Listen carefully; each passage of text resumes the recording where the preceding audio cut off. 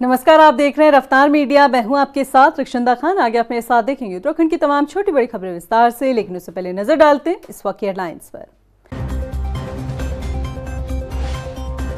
देश में कल लागू होंगी जीएसटी की नई दरें। नवरात्रि के पहले दिन सस्ते हो जाएंगे रसोई से लेकर ऑटोमोबाइल तक के सामान। सीएम धामी ने बताया ऐतिहासिक फैसला। देहरादून में सेवा पखवाड़ा कार्यक्रम के तहत नमो युवा रन का फ्लैग ऑफ। सीएम धामी ने युवाओं के साथ लगाई दौड़। 2 नवंबर को आदि कैलाश मैराथन का होगा आयोजन। नकल माफिया हाकम सिंह पर फिर कसा गया शिकंजा। यूके SSS एग्जाम से पहले हाकम समेत 2 आरोपी गिरफ्तार। परीक्षा में पास कराने के लिए अभ्यर्थियों से मांगे थे 15-15 लाख रुपए। उत्तराखंड में यूके SSS पेपर लीक होने की चर्चा। बेरोजगार संघ ने किया बड़ा दावा। कथित ऑडियो और क्वेश्चन पेपर का दिया हवाला।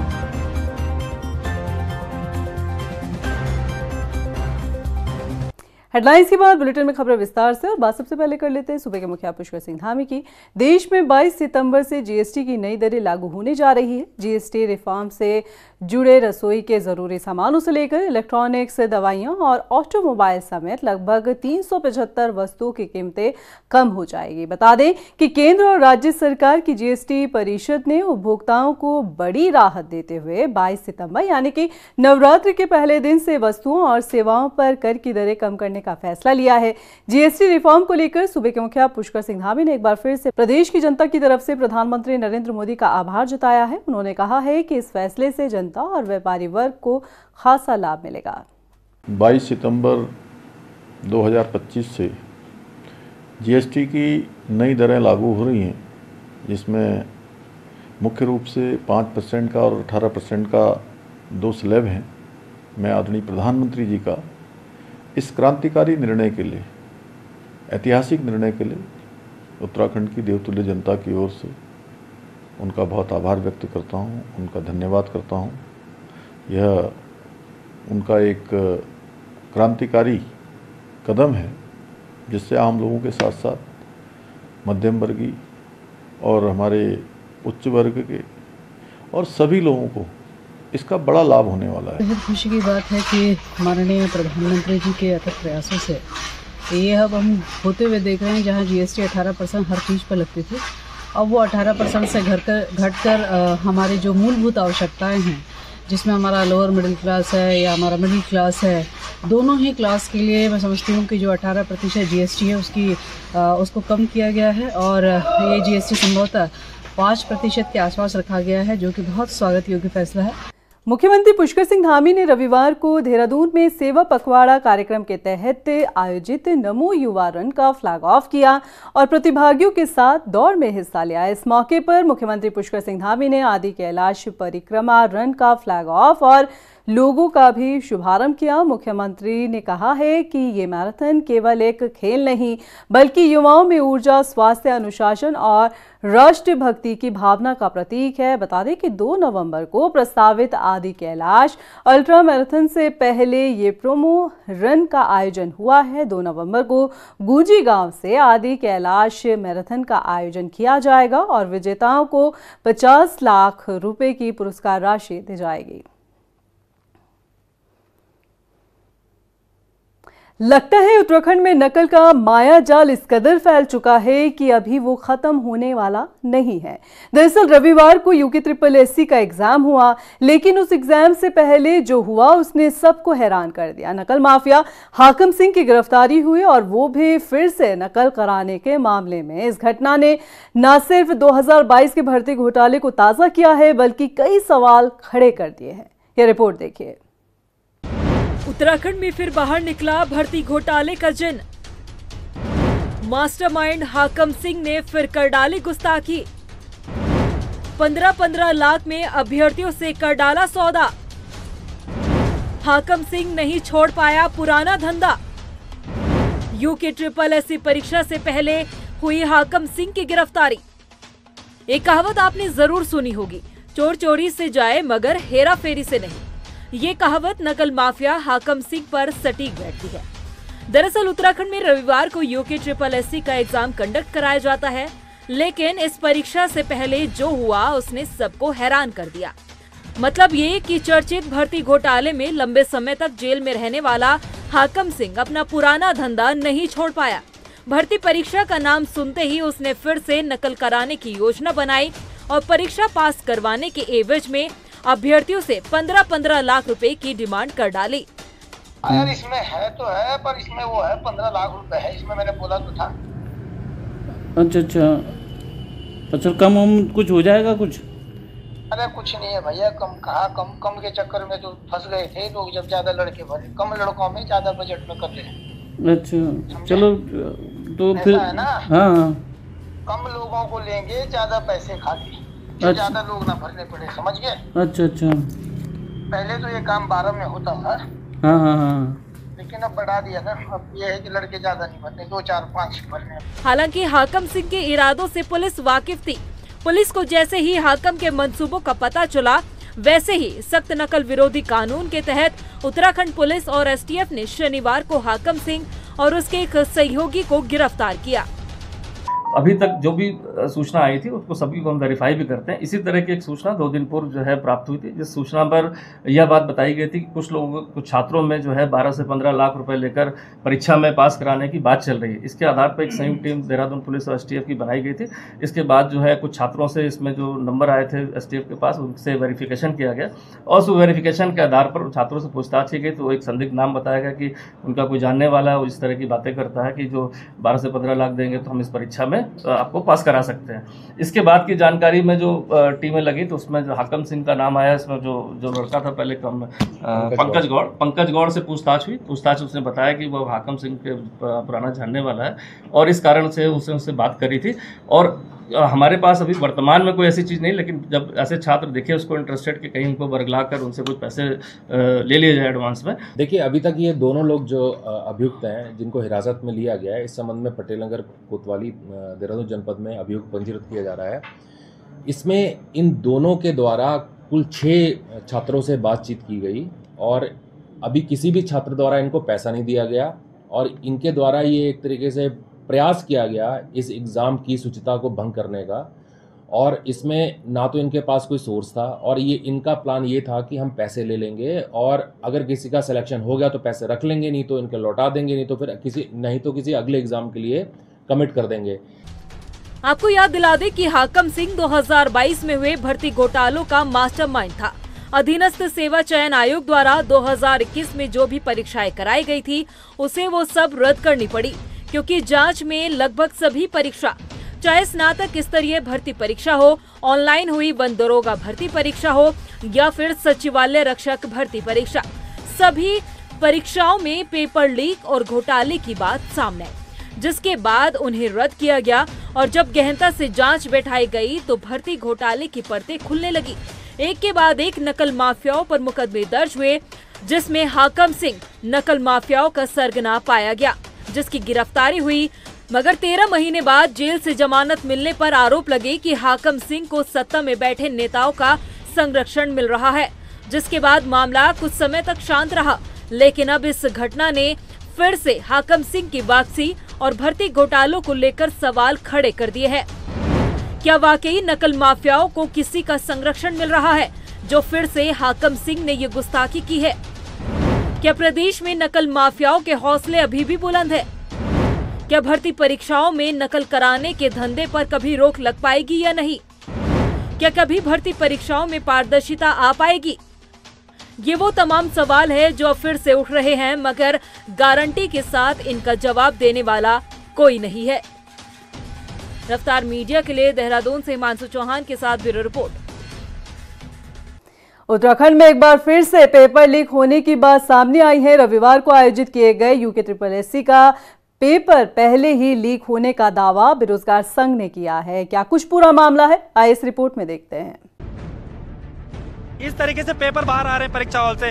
परीक्षा के हॉल के अंदर फोटो खींची जा रही है एडमिट कार्ड की, वजह क्या है? उत्तराखंड में भर्ती परीक्षाओं में धांधली और पेपर लीक की घटनाएं कब रुकेंगी, ये कह पाना थोड़ा मुश्किल हो गया है, क्योंकि सख्त नकल विरोधी कानून के बावजूद रविवार को UKSSC के पेपर लीक होने की बात सामने आई। बेरोजगार संघ ने दावा किया है कि परीक्षा केंद्रों पर 11 बजे एग्जाम शुरू हुआ और उनके पास 11:30 बजे ही पेपर का एक पूरा सेट पहुंच चुका था। और जैसे ही परीक्षा खत्म हुई तो उन्होंने उस पेपर का मिलान किया, जिसके बाद खुलासा हुआ कि परीक्षा पेपर और लीक पेपर सेम है। बेरोजगार संघ का कहना है कि पेपर का एक पूरा सेट पहले ही बाहर आ चुका था, जिसकी उन्होंने तस्वीरें भी सोशल मीडिया पर पोस्ट की है। देखिए, ये आरोप नहीं है, ये सब कुछ जो है मीडिया के सामने हम रख चुके हैं। ये पेपर आज जो है स्नातक स्तर का पेपर आज हुआ था और ये 11 बजे से 1 बजे इस पेपर की टाइमिंग थी, लेकिन 11:35 पर ये पेपर बाहर आ जाता है। यानी कि इस पेपर की पूरी जो गोपनीयता थी वो भंग हो चुकी है। और यहां तक कि साहब जो हमने इसका मिलान किया है तो इसमें कई क्वेश्चन मिल रहे हैं। कई क्वेश्चन क्या है, लगभग पूरा पेपर ही जो है मिल रहा है। लेकिन सबसे बड़ा सवाल ये है कि जब प्रदेश के युवाओं ने पूरी मांग की थी इनसे कि आप 21 तारीख का जो एग्जाम है उसको कैंसिल किया जाए, क्योंकि पूरे प्रदेश में आपदा थी।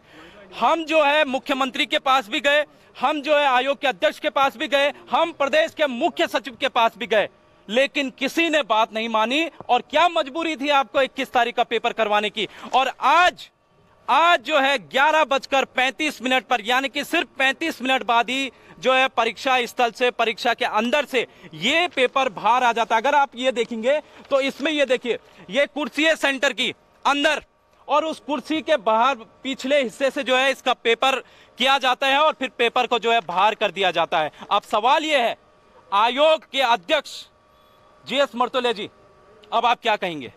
अब ऐसे में सवाल खड़े होते हैं कि क्या उत्तराखंड में नकल का मकड़ जाल इस कदर फैल चुका है कि उस पर काबू पाना मुश्किल हो गया है? क्या नकल माफियाओं को सख्त नकल विरोधी कानून का भी डर नहीं रहा? क्या इसी तरह नौजवानों के भविष्य से ये नकल माफिया खेलते रहेंगे? आखिर इन नकल माफियाओं को किनका संरक्षण मिल रहा है? कौन है इन नकल माफियाओं का हाकिम? और युवाओं को अब कैसे इंसाफ मिलेगा? पेपर लीक होने के दावे के बाद फिर से ये तमाम सवाल शासन प्रशासन से पूछे जा रहे हैं, लेकिन शायद इस बार भी जवाब में सिर्फ सड़कों पर आंदोलन मिले और फिर कोई नया कानून। रफ्तार मीडिया के लिए देहरादून से ब्यूरो रिपोर्ट। सैनिक कल्याण मंत्री गणेश जोशी ने देहरादून के गढ़ी कैंट में नायक सूबेदार सुजीत कुमार प्रधान के पार्थिव शरीर पर पुष्प चक्र अर्पित कर उन्हें श्रद्धांजलि दी। इस दौरान कैबिनेट मंत्री ने शहीद के परिजनों का ढांढस बंधाया और राज्य सरकार की तरफ से हर संभव मदद का आश्वासन दिया। बता दें कि 3 बटालियन जम्मू कश्मीर राइफल के नायक सूबेदार सुजीत कुमार प्रधान इन दिनों सूडान में United nation peace keeping force में तैनात थे। बीमारी के चलते उनकी मृत्यु हो गई। टिहरी जिले में पुलिस की बर्बरता से जुड़ा एक सनसनीखेज मामला सामने आया है। यहां एक युवक केशव थलवाल ने पुलिस कर्मचारियों पर गंभीर आरोप लगाए हैं और आरोप ऐसे जिसे सुनकर हर कोई हैरान हो जाए। हालांकि मामला सुर्खियों में छाया तो जांच के आदेश दिए गए, मगर मित्र पुलिस का ये रूप कई गंभीर सवाल खड़े कर रहा है। ये रिपोर्ट देखिए। मित्र पुलिस की शर्मनाक हरकत। टिहरी युवक ने पुलिस पर लगाए गंभीर आरोप। पहले किया निवस्त्र, फिर लाठी डंडों से पीटा। मानवता की सारी हदों को किया पार। अब होगी मामले की जांच। थप्पड़ मारे मेरे को नंगा किया और लातों से मारने लगा मेरे को। फिर सबके जूते चटवाए उसने मेरे से। यूं तो उत्तराखंड पुलिस को मित्र पुलिस का दर्जा दिया गया है, लेकिन मित्र पुलिस का दर्जा रखने वाली उत्तराखंड पुलिस पर ऐसे गंभीर आरोप लगे हैं जो खाकी वर्दी को दागदार कर रहे हैं। मामला टिहरी से सामने आया है, जहां टिहरी के लमगांव के पीड़ित युवक ने जेल से 3 महीने के बाद छूटने पर पौड़ी पहुंचकर अपनी आपबीती सुनाई। युवक ने बताया कि बीती 9 मई की शाम को वो मसूरी रोड पर टहल रहा था और इसी दौरान एक कार में लमगांव के थाना अध्यक्ष और 2 SI आए और SSP ने बुलाया है, ये कहकर उसे गाड़ी में बैठाया गया। लेकिन SSP के पास ले जाने के बजाय कोतवाली नई टिहरी के कोटी कॉलोनी चौकी ले गए, जहां मानवता की सभी हदों को पार किया गया और निर्ममता से उसकी पिटाई की गई। पुलिस ने निवस्त्र कर डंडे और बेल्ट से पीटा। इतना ही नहीं, अमानवीय व्यवहार करते हुए उसे थूका हुआ पानी पिलाया गया और जूते चाटने को मजबूर किया गया। आइए आपको खुद ही सुनाते हैं ये युवक की आपबीती। 9 मई को मैं मसूरी रोड पे जा रहा था घूमने। चंबा में काम करता था ना मैं, तो मसूरी रोड पे जा रहा था घूमने के लिए। तो 2 लोग आए पीछे से स्विफ्ट कार पे और गाड़ी के अंदर धकेलने लगे मेरे को। मैं चिल्लाया, मैंने कहा कौन है? ऊपर से एक छत के ऊपर से एक औरत ने भी देखा था और फिर ये बोलने लगी तूने एसएसपी को शिकायत दे रखी और एसएसपी ने तेरे को मिलने के लिए बुला रखा। तो मैंने शिकायत दे ही रखी थी सच में, मैंने सोचा सच में बुलाया होगा इन्होंने। फिर ले गए मेरे को, कद्दू खाल तक ले गए मेरे को। फिर आधे रास्ते में इन्होंने इंस्पेक्टर धर्मेंद्र रोहतला और बाबू खान को फोन भी किया इन्होंने कि भाई अब इसको कौन से रास्ते से लाना है। फिर रास्ता इनको मिला नहीं शॉर्टकट, फिर ये वापस से चंबा के रास्ते से ही लाए मेरे को और फिर ये ले गए मेरे को कोटी कॉलोनी पुलिस स्टेशन में। यहाँ थोड़ी देर में बैठा, फिर थोड़ी देर बाद वहाँ आया धर्मेंद्र रोहतला इंस्पेक्टर और जैसे वो आया थप्पड़ मारे मेरे को नंगा किया और डंडे से बेल्ट से मार के जब मेरी पेशाब निकल गई तब ये इंस्पेक्टर धर्मेंद्र रोहतला बोलते हैं कि अभी इस पेशाब को पी की। फिर जब मना किया तो फिर उन्होंने पीटा, फिर मैंने पीनी पड़ी, वो मजबूरी में पेशाब पी। फिर मारते गए। फिर वहाँ कुछ देर बाद वो आया इंस्पेक्टर सब इंस्पेक्टर बाबू खान आया, संजीत कुमार आए और जैसे ये बाबू खान आया तो लातों से मारने लगा मेरे को। फिर वो सबके जितने भी पुलिस वाले थे वहाँ इंस्पेक्टर धर्मेंद्र रोहतला बोला आप सबके जूते चाट गए। फिर सबके जूते चटवाए उसने मेरे से। जो ये मेन तो लमगांव पुलिस थी और ये चंबा पुलिस वाले जो मेरे को गाड़ी में बिठा के लाए, जिन्होंने मेरे किडनैप किया और जो कोटी कॉलोनी पुलिस स्टेशन में ले गए। दो थे ये ऐसे नॉर्मल कपड़ों में आ रखे थे और ये जो कोटी कॉलोनी पुलिस स्टेशन के जो भी होंगे पुलिस वाले, इनको भी मतलब सस्पेंड होने चाहिए और ये भी लमगांव के भी और ये चंबा पुलिस के भी सस्पेंड होने चाहिए और जांच होनी चाहिए इसमें अच्छे तरीके से, या तो सीबीआई जांच हो या फिर और इनका नार्को टेस्ट भी हो इनका। वहीं जब ये पूरा मामला सुर्खियों में आया और पीड़ित युवक की आपबीती का एक वीडियो सोशल मीडिया पर वायरल हुआ तो पुलिस की तरफ से बयान सामने आने लगे।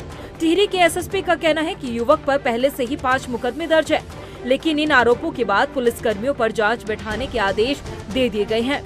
केशव थलवाल के विरुद्ध अभी तक 5 मुकदमे अलग अलग जनपदों में दर्ज हैं।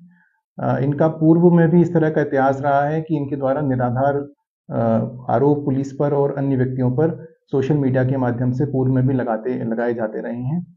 लेकिन क्योंकि ये जो आरोप लगाए गए हैं काफ़ी संगीन हैं और इसकी एक निष्पक्ष जांच होनी आवश्यक है, इसी को देखते हुए आईजी रेंज सर के द्वारा इसकी जांच अन्यत्र जनपद में स्थानांतरित की गई है। साथ ही जिन पुलिस कर्मियों पर इस प्रकार के आरोप लगाए गए हैं उनको भी मेरे द्वारा अन्यत्र थानों में स्थानांतरित किया जा रहा है। मेरा सभी से अपील रहेगी कि जिसके पास भी इस प्रकरण से संबंधित कोई साक्ष्य हैं तो शीघ्र अतिशीघ्र जांच अधिकारी के पास अपने बयान दर्ज कराएं और अपने साक्ष्यों को दें। साथ ही बिना किसी प्रामाणिकता के किसी भी प्रकार की वीडियो को अथवा मैसेज को सर्कुलेट ना करें। इस पूरे प्रकरण में बवाल होता देख आईजी गढ़वाल राजीव स्वरूप ने एसएसपी टिहरी से रिपोर्ट तलब की है और जांच टिहरी पुलिस से हस्तांतरित कर पौड़ी पुलिस को सौंपी गई। आईजी गढ़वाल ने कहा कि जांच के बाद मामले में कड़ी कार्रवाई अमल में लाई जाएगी।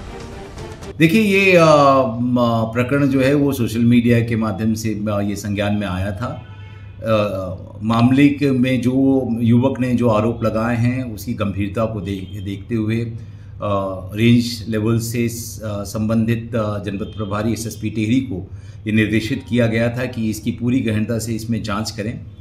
जांच के दौरान में प्रथम दृष्टया ये भी लगा है कि जो युवक जो आरोप लगा रहा है इसके विरुद्ध भी कई मुकदमे जो हैं वो पंजीकृत हैं और पहले से भी ये सोशल मीडिया में इसी तरह के आरोप लगाते हैं। लेकिन इस बार जो उन्होंने जो आरोप लगाया है, जो डायरेक्ट पुलिस कर्मियों पे आरोप लगाया है, तो इसके लिए सघन जांच के आदेश मेरे द्वारा एसएसपी टिहरी को दे दिए गए हैं। मामले में जांच के आदेश तो दे दिए गए, मगर इस अमानवीय व्यवहार को लेकर उत्तराखंड पुलिस पर गंभीर सवाल खड़े होते हैं। अब देखना ये होगा कि जो आरोप मित्र पुलिस पर लगे हैं आखिर उनमें कितनी सच्चाई है। रफ्तार मीडिया के लिए पौड़ी से भगवान सिंह और देहरादून से हिमांशु चौहान के साथ ब्यूरो रिपोर्ट। चमोली जिले की धराली तहसील में पड़ने वाले देवराड़ा गांव को लेकर हाईकोर्ट ने बड़ा आदेश दिया है। बता दें कि राज्य आंदोलनकारी हरीश सती ने हाईकोर्ट में याचिका दायर कर देवराड़ा गांव तक सभी विकास योजनाएं पहुंचाने की मांग उठाई थी, जिस पर हाईकोर्ट ने सरकार को 6 महीने के इस पूरे मामले पर कार्यवाही करते हुए न्यायालय में जवाब देने के आदेश दिए हैं। याचिकाकर्ता हरीश सती की माने तो इस गाँव का विकास न होने के चलते यहाँ के ग्रामीणों ने लोकसभा और नगर पंचायत चुनाव का बहिष्कार किया था, जिसके कारण इस क्षेत्र में कोई भी जनप्रतिनिधि नहीं है। ऐसे में ना तो स्थानीय लोगों की समस्या का समाधान हो पाता है और ना ही गांव तक विकास कार्य पहुंच पा रहे हैं। वहीं जसपुर में कांग्रेस विधायक आदेश चौहान ने स्टेडियम निर्माण को लेकर जन आक्रोश रैली का आयोजन किया, जिसमें पार्टी के तमाम दिग्गज नेताओं के साथ ही बड़ी संख्या में कार्यकर्ता भी शामिल हुए और इस दौरान जनसभा का भी आयोजन हुआ, जिसमें कांग्रेस विधायक आदेश सिंह चौहान ने बताया कि तत्कालीन हरीश रावत सरकार में स्टेडियम के लिए 1 करोड़ रुपए की मंजूरी और 9 एकड़ जमीन मुहैया कराई गई थी, लेकिन सरकार बदलते ही बीजेपी ने इसे निरस्त कर दिया। कांग्रेस ने कानून व्यवस्था, महिला सुरक्षा जैसे मुद्दों पर भी सरकार को घेरा है।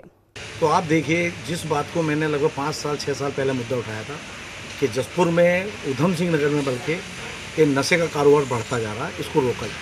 तत्कालीन उस टाइम एसएसपी, उस टाइम सीओ जो भी एडिशनल थे, पुलिस, सबको मैं आगाह करता रहा। विधानसभा सदन में भी मैंने उठाया कि नशे का कारोबार बढ़ रहा है, प्रशासन उसको रोके, लेकिन प्रशासन मूक दर्शक बना रहा और मैंने ये तक कहा था कि कहीं ऐसा ना हो उल्टा पंजाब बन जाए। और आज वही हो रहा है कि 6 महीने में 6 हत्या। एक अभी तो हद हो गई, 13 साल की एक बच्ची और उसके साथ बलात्कार होता है और उसकी हत्या कर दी जाती है। एक 72 साल की एक महिला जिसका केस अभी नहीं बोला, उसकी कुंडल नशेड़ियों ने उसके कुंडल छीने उसकी हत्या कर दी। कांग्रेस के शासनकाल में कांग्रेस सरकार ने पूरे उत्तराखंड की हर क्षेत्र में विकास योजनाओं पर नकल पर उतारने का काम किया है, लेकिन विगत वर्षों में भारतीय जनता पार्टी के राज में वो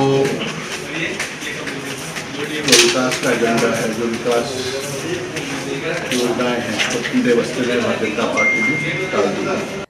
22 सितंबर से शुरू होने वाले शारदीय नवरात्र को लेकर रुद्रपुर के बाजारों में रौनक देखने को मिल रही है। ग्राहकों में खरीदारी को लेकर उत्साह नजर आ रहा है। लोग खरीदारी के लिए बाजार पहुंच रहे हैं। श्रद्धालु मां की मूर्ति, लाल चुनरी, घी, रोली, पान, नारियल आदि पूजा की सामग्री खरीद रहे हैं। तस्वीरों में आप देख सकते हैं कि बाजार में दुर्गा मां सहित तमाम देवी देवताओं की मूर्तियां हैं। लोग नारियल, चुन्नी, प्रसाद, पंचमेवा, पान, सुपारी, ध्वजा, नारियल ये सब लेकर के जा रहे हैं। माता की मूर्ति मिट्टी में भी जा रही है, माता की मूर्ति पत्थर में भी काफ़ी लोगों ने पसंद करी है इस बार, और लोग दिया वगैरह काफ़ी लेके जा रहे हैं। अच्छा घी लोग यूज़ करते हैं, बहुत अच्छी राह पर चलते हुए और अच्छा सामान लोग मांग रहे हैं। नवरात्रों को लेकर अच्छा खासा उत्साह है, मुझे भी है और मैंने देखा कि बाकी लोगों को भी काफ़ी अच्छा शॉपिंग में लगे हुए हैं बाकी लोग भी। मैं भी आज अपने घर के मंदिर के लिए यहाँ से मूर्तियाँ परचेज करने आई हूँ, क्योंकि हर बार नवरात्रों में लगता है कि कुछ नया होना चाहिए घर में, तो इसीलिए खूब अच्छे से शॉपिंग की जा रही है। मेरा अपना भी मार्ट है, मेरे यहाँ भी बहुत से लोग आ रहे हैं शॉपिंग के लिए, नवरात्रों की परचेजिंग के लिए, तो बहुत अच्छा लग रहा है देखकर।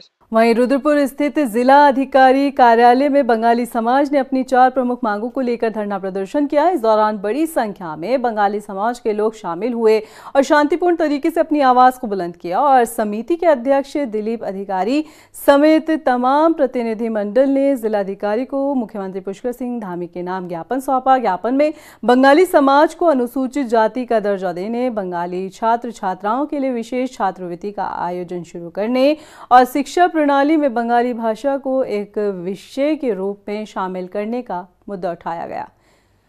जिससे सर्वप्रथम हमारे जो है एससी का दर्जा जो 3 जातियों को मिलना चाहिए था, जो पूर्व और कई राज्यों में मिलता है, उनके लिए हमने मांग किया एससी का दर्जा दी जाए एवं हमारे बच्चों को जो वजीफा मिलता था वजीफा दिया जाए। और हमारे जो है बंग भाषा, जो बंगाली भाषा, जो कई स्कूल जो हमारे बंगाली क्षेत्र में है उनमें टीचर नहीं है, इसलिए हमने टीचर की मांग करी है। और चौथा मांग हमारा यह है कि जो छात्रवृत्ति मिलती थी एक, जो हमारे एक गुरुचंद स्मृति के नाम से वो बंद हो गया, उसको चालू किया जाए और बंग भवन का निर्माण चालू कर दिया जाए। अभी के लिए फिलहाल इतना ही, मुझे दीजिए इजाजत, लेकिन चलते चलते नजर डालते इस वक्त की हेडलाइंस पर। नमस्कार। देश में कल लागू होंगी जीएसटी की नई दरें। नवरात्र के पहले दिन सस्ते हो जाएंगे रसोई से लेकर ऑटोमोबाइल तक के सामान। सीएम धामी ने बताया ऐतिहासिक फैसला। देहरादून में सेवा पखवाड़ा कार्यक्रम के तहत नमो युवा रन का फ्लैग ऑफ। सीएम धामी ने युवाओं के साथ लगाई दौड़। 2 नवंबर को आदि कैलाश मैराथन का होगा आयोजन। नकल माफिया हाकिम सिंह पर फिर कसा गया शिकंजा। यूके SSSC एग्जाम से पहले हाकिम समेत 2 आरोपी गिरफ्तार। परीक्षा में पास कराने के लिए अभ्यर्थियों से मांगे थे 15-15 लाख रुपए। उत्तराखंड में यूके SSSC पेपर लीक होने की चर्चा। बेरोजगार संघ ने किया बड़ा दावा। कथित ऑडियो और क्वेश्चन पेपर का दिया हवाला।